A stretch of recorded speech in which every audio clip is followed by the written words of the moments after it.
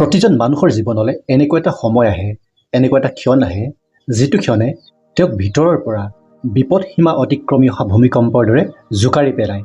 আৰু তেওঁ তেতিয়া সেই ক্ষণটোতে জীৱনটোক স্থিৰ কৰি ভাবিবলৈ বাধ্য হয়, হোৱাই মি? কিয় ময়ে?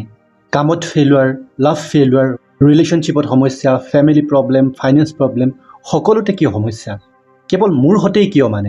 যদি আপোনাৰ জীৱনলৈ কেতিয়াবা তেনেদিন আহিছে বা বৰ্তমানত আপুনি সেই ক্ষণটোতে ভৰ দি তেনেদৰে ভাবি আছে, এই ভিডিঅ'টো আপোনাৰ বাবে।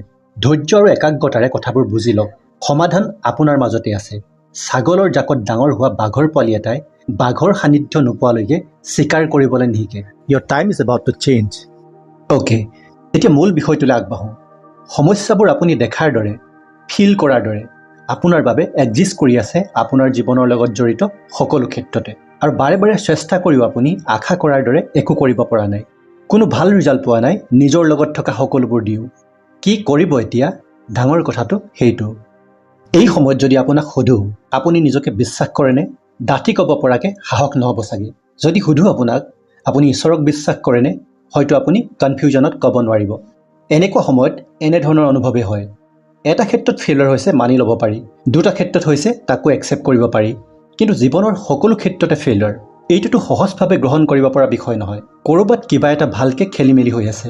ডাল পাতবোৰ এনেই নুশুকায়। যিটো চেনেলত মাটিৰ পৰা শিপা আৰু গা গছ হৈ খাদ্য সামগ্ৰী আৰু এনাৰ্জি আহে, সেই চেনেলটোতে কিবা নিশ্চয় খেলি মেলি হৈছে। নহয় আপোনাক টাৰ্গেট কৰি কোনোবা দুষ্ট চক্ৰই বিফল কৰাইছে, যি আপোনাতকৈ শক্তিশালী। মাটিখিনি বেয়া নাই হোৱা, কাৰণ আপোনাৰ চৌপাশে থকা অন্য মানুহবোৰেও এটা ভাল জীৱনে কটাই আছে। মাটিৰ দ্বাৰা মই ইয়াকে ক'ব বিচাৰিছোঁ যে আপোনাৰ চৌপাশৰ পৰিৱেশটো এতিয়াও জীৱনৰ দৃষ্টিৰে অনুকূল, কিন্তু আপোনাকহে স্পেচিয়েলি চুইট নাই কৰা। অন্যথা এনেকুৱাও হ'ব পাৰে যে ভগৱানে আপোনাৰ কাৰণে কিবা এটা বেটাৰ প্লেন কৰিছে। সেই কথাটো আপোনাক বুজাবৰ বাবে আপুনি কৰি থকা প্ৰতিটো কামতে, আপুনি জড়িত থকা প্ৰতিটো ক্ষেত্ৰতে আপোনাক হতাশা আৰু নিৰাশা দিছে। আপোনাৰ মাজত প্ৰচুৰ সম্ভাৱনা থকাৰ পিছতো পাকে প্ৰকাৰে তেওঁ আপোনাক বুজাব বিচাৰিছে আপুনি বৰ্তমানত কৰি থকাবোৰতকৈও বেটাৰ কিবা এটা আছে। তেওঁ হয়তো আপোনাক সেই কথাষাৰ বুজিবৰ বাবে নিজৰ হায়াৰ চেল্ফটোৰ সৈতে একাকাৰ হ'ব কৈছে।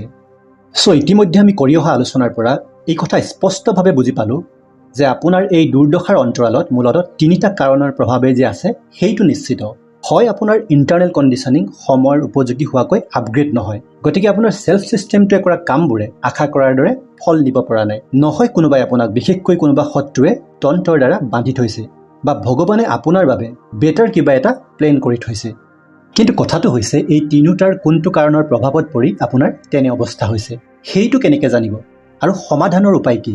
একেবাৰে সহজভাৱে ক'বলৈ গ'লে আত্মবিশ্লেষণৰ দ্বাৰাই আপুনি জানিব পাৰিব কোনটো কাৰকে আপোনাক বেছি ক্ষতি কৰিছে। যদি ইমানবোৰ ব্যৰ্থতাৰ পিছতো আপোনাৰ মনত পুনৰ কৰ্ম কৰাৰ এটা হাবি আহে, আপোনাক ৰৈ থাকিবলৈ দিয়া নাই, নতুন কিবা এটা কৰিবৰ বাবে ইনস্পায়াৰ কৰি আছে, তেনেহ'লে আপোনাৰ প্ৰব্লেমৰ মূল কাৰণটো হৈছে চেল্ফ কণ্ডিশ্যনিং। কাৰণ আপোনাৰ মাজত পজিটিভ এনাৰ্জি আৰু পজিটিভ ভাইব দুয়োটাই অক্ষুণ্ণ আছে। নাই মাথো সফল হ'বৰ বাবে প্ৰয়োজনীয় কণ্ডিশ্যনিং, পৰিপক্কতাৰ অভাৱ হৈছে। যদি আপোনাৰ মাজত কৰ্মস্পৃহা একেবাৰে শেষ হৈ গৈছে, বেয়া চিন্তা আহিছে মনলৈ, ক্ষতিকাৰক আৰু হানিকাৰক ভাৱবোৰে আপোনাৰ মনটোক গ্ৰাস কৰি পেলাইছে, তেনেহ'লে আপুনি নিগেটিভ এনাৰ্জিৰ প্ৰভাৱত পৰিছে। আৰু যদি আপোনাৰ মনত ইনস্পাইৰেশ্যন বা নিগেটিভ চিন্তাৰ সলনি জিজ্ঞাসু ভাৱনাই ঘৰ সাজিছে, মোৰ সৈতে হৈ যোৱা এই সকলোবোৰ ছাফাৰিঙৰ কাৰণ মই জনাটো প্ৰয়োজনীয়, ভগৱানে মোৰ সৈতে কিয় এনে কৰিছে, এই ভাৱটোৱে যদি বাৰে বাৰে খুন্দা মাৰি আছে, God has a better plan for you. আত্মবিশ্লেষণ কৰোঁতে অকণমান কনচিয়াছ কনচেন্ট্ৰেশ্যনৰ প্ৰয়োজন হয়, যাতে একুৰেট ৰিজনৰ লগত জড়িত চিন্ডমবোৰ আপুনি চিনিব পাৰে। অলৰাইট, এতিয়া প্ৰশ্নটো হৈছে সমাধানৰ উপায় কি? ডালে পাতে কাম কৰাৰ কথা নকওঁ। য'ত ট্ৰিটমেণ্ট কৰিলে বৰ্তমানত হৈ থকা সকলো সমস্যাৰ সমাধান হোৱাৰ লগতে ভৱিষ্যতেও আপোনাক যাতে কোনো সমস্যাই এনে অৱস্থা দুনাই কৰিব নোৱাৰে, ডাইৰেক্ট সেই পৰম পথটোৰ কথাকে ক'ম। আপুনি আপোনাৰ সকলো সমস্যা সমাধান কৰিব পৰাকৈ আপোনাৰ মাজত ঈশ্বৰে সকলো প্ৰয়োজনীয় শক্তি অলৰেডি দি থৈছে। আপুনি মানে নে নামানে সেইটো আপোনাৰ কথা। আপুনি মানিলে সত্যটোৰ দ্বাৰা হেল্প ল'ব পাৰিব, আৰু নামানিলে দিনবোৰ একে থাকিব বা আৰু বেয়া হ'ব। মনত ৰাখিব, আপোনাৰ মান্যতাই সত্যটো সলাব নোৱাৰে, আপোনাৰ নিজৰ পৰিস্থিতিহে পৰিৱৰ্তন কৰিব। ভাল পৰিৱৰ্তন লাগে নে বেয়া লাগে সেইটো আপোনাৰ সিদ্ধান্তৰ ওপৰতে নিৰ্ভৰশীল। আপোনাৰ মাজত থকা সেই শক্তিটোৰ বিষয়ে জানি বুজি তাক পূৰ্ণমাত্ৰাত জগাব আৰু ব্যৱহাৰ কৰিব পাৰিলেই সকলো সমস্যা সমাধান হৈ যাব। কিন্তু আজিলৈকে যে আপুনি ইয়াৰ বিষয়ে জনা নাই, তাৰ কাৰণটো কি? আজিলৈকে কিয় আপুনি সেই শক্তিটো ব্যৱহাৰ কৰিবলৈ সক্ষম হোৱা নাই, তাৰ কাৰণটো প্ৰথমে বুজি লওক। তাৰ কাৰণটো আপুনিয়ে। আপোনাৰ মাজত থকা ডাঙৰ মইটোৱে সকলো ব্যাধিৰ একমাত্ৰ প্ৰধান কাৰণ। আৰু ইয়াক চিনাটো বা বুজাটো বৰ ডাঙৰ কথা, কিন্তু তাতকৈ ডাঙৰ কথাটো হৈছে মানি লোৱাটো। এই মইটোকে অহংকাৰ বুলি কোৱা হয়, আৰু ইয়াৰ স্থান ক'ত? মন, বুদ্ধি, চিত্ত, অহংকাৰ। এই ক্ৰমটোৰ কথা শুনিছে সকলোৱে, বিশ্লেষণ নাই কৰা সেইটো পিছৰ কথা। মানৱীয় চেতনাৰ ঊৰ্ধ্বমুখী যাত্ৰাৰ এই ক্ৰমটোত অহংকাৰৰ স্থান মন, বুদ্ধি আৰু চিত্ততকৈও ওপৰত। গতিকে এই মই নামৰ অহংকাৰটোৱে আপোনাৰ বুদ্ধিক কেনেকৈ ভ্ৰমিত কৰি আছে, আপোনাৰ চিত্তক কেনেকৈ চালনাৰে পৰিচালনা কৰি আছে, গুৰুৰ সান্নিধ্য নহ'লে আপুনি কেতিয়াও অনুভৱ কৰিব নোৱাৰে। আজিও কথাবোৰ শুনিবহে, ধাৰণ কৰিব নোৱাৰে সৰহসংখ্যকে। এই মইটোৰ কাৰণে আপোনাৰ বাস্তৱ পৃথিৱীখন আৰু আপোনাৰ মইটোৱে আপোনাৰ কাৰণে নিৰ্মাণ কৰা পৃথিৱীখনৰ মাজত পাৰ্থক্য আছে। আপুনি কৰা প্ৰতিটো কামতে মইটোৰ প্ৰভাৱ বিদ্যমান। কেইটামান উদাহৰণ দিছোঁ যাতে আপুনি সহজতে বুজি পায়। মই এইটো খাই ভাল পাওঁ, মই এইটো কৰি ভাল পাওঁ, মই এনেকুৱা পোছাক ভাল পাওঁ, মই এনেকৈ থাকি ভাল পাওঁ, মই ভগৱানক বিশ্বাস নকৰোঁ, মই এনেকুৱাই। Is that really you? That's your conditioning. সেই মইটো আপুনি নহয়, সেইটো আপোনাৰ মেণ্টেল কণ্ডিশ্যনিং। আৰু সেই কণ্ডিশ্যনিং চেঞ্জ হোৱাৰ লগে লগে আপোনাৰ মান্যতা চেঞ্জ হ'ব। আপোনাৰ ভাল লগা বেয়া লগা সকলোবোৰ অট'মেটিকেলি চেঞ্জ হৈ যাব, আৰু তেতিয়া আপোনাৰ মাজত থকা সেই ভ্ৰান্তি সৃষ্টিকাৰী মইটো চেঞ্জ হ'ব। এতিয়া কওক, যিটো মই কণ্ডিশ্যনিঙৰ ওপৰত আধাৰিত সেই মইটো আপুনি হয় জানো? আপোনাৰ মাজত থকা এই মই নামৰ অহংকাৰটোৰ আচল মূল্য কি আজি বুজাই দিছোঁ। এই মইটোৱে আপোনাৰ কাৰণে যিখন পৃথিৱী বনাইছে, সেইখন পৃথিৱী আপুনি কনচিয়াছলি আৰু আনকনচিয়াছলি ডে বাই ডে যিমানবোৰ ডাটা কালেক্ট কৰিছে নিজৰ অভিজ্ঞতা, অনুভৱ আৰু অধ্যয়নৰ দ্বাৰা, সেইবোৰৰ ওপৰত আধাৰিত। এতিয়া আপুনি কওকচোন, আপুনি যিমানবোৰ কথা জানে চব মিলালেও গুগলৰ বুকুত থকা 0.01% সমান হ'বনে? ডেফিনেটলি নহয়। গুগল আৰু এনেধৰণৰ ছাৰ্ফেচ ৱেববোৰে সমগ্ৰ ইণ্টাৰনেটৰ অনলি 4 to 10% কভাৰ কৰে।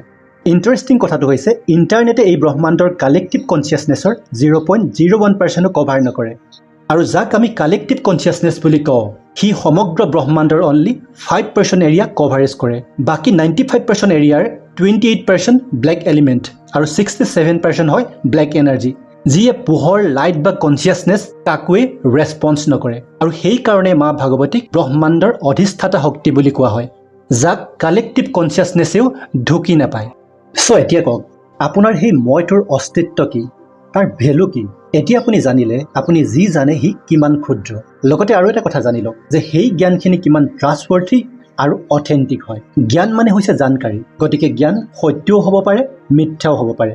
যিহেতু আপুনি জনা প্ৰতিটো কথাই সত্য হ'ব লাগে বুলি কোনো কথা নাই।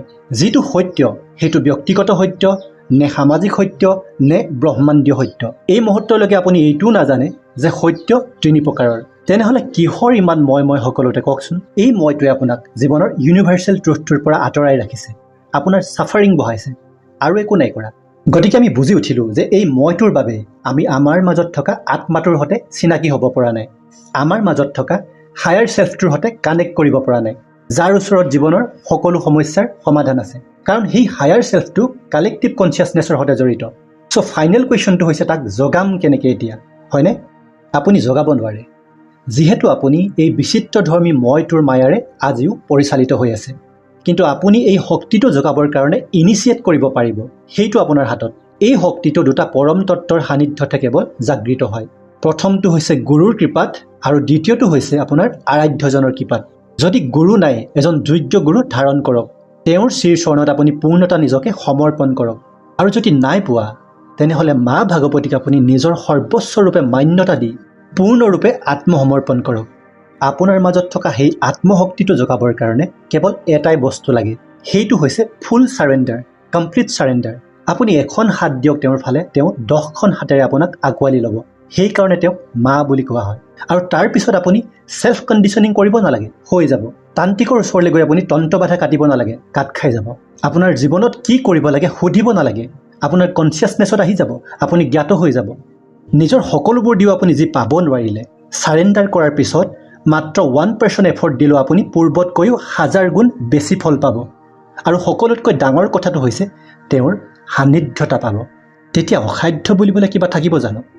আশা কৰোঁ আজিৰ ভিডিঅ'টোৱে জীৱনটোক নতুন দৃষ্টিৰে চোৱাত আপোনাক সহায় কৰিব, জীৱনৰ পৰম পথেৰে যাত্ৰা আৰম্ভ কৰাত আপোনাক প্ৰেৰণা যোগাব, আৰু আপোনাৰ জীৱনৰ সমস্যাবোৰ সমাধান কৰাত আপোনাক ৰাইট গাইডেন্স দিব বহু মাত্ৰাত। ধন্যবাদ। নতুনসকলে চেনেলটো ছাবস্ক্ৰাইব কৰি ল'ব।